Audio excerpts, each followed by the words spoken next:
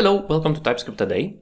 Today we're going to look at an interesting type where we want to create a new type based on an interface where we want to have an association between each key inside the original type and the value that is of the same type as inside the original type. So for example, for name here, we definitely want to have a string, and for age here, we definitely want to have a number.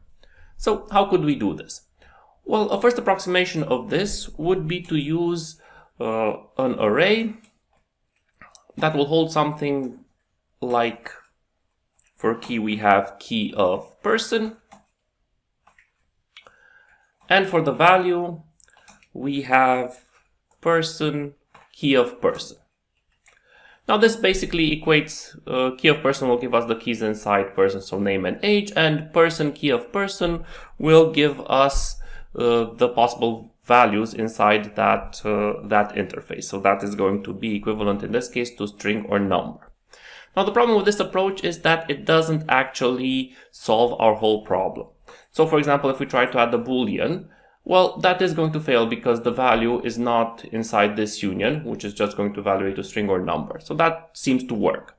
However, if we actually try to add a name with a number, that is going to work, and we don't actually get an error because person key of person basically is just string or number. So we can associate with name any valid value inside that interface. So it also doesn't work with age, where we can associate a string with that key. So a much better approach for this would be if we could actually change the array, the type, to a union that would look something like this. So we have key with the key name with the value string, and it's in a discriminated union with another constituent where we have key age and value number. Now this is possible, and we do get all the errors where we expect them, but the problem here is that that seems like a lot to write.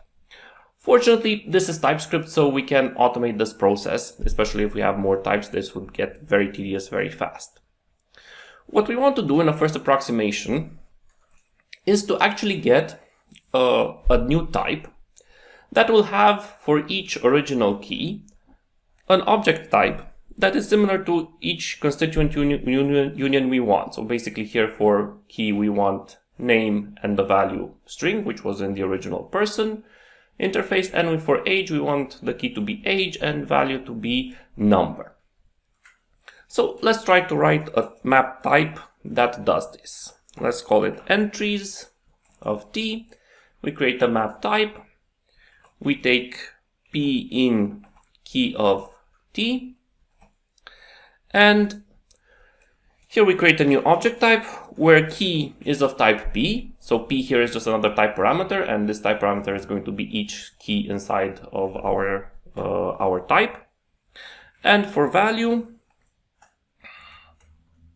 we want to have t of p, which is the value associated with the key p. So p is going to be name, so we're going to get here key name, and the value is going to be person of name, which is going to be string. And then the same process will repeat again for age. And if we try to apply this type to person, we see that if we hover over it, we get the exact type that we wanted to get. So now if we have this type, how can we actually get to this union? Well, that's pretty simple. If we have this person values, what we would do here, we would just write person values key of person values, which is going to give us a union of all possible keys, of all possible values for inside this interface. So we can do that generically here as well. So after we've created our mapped type, we can just index into it with all the keys of t. So now we can just use this new entries type, and we will get the union that we expected.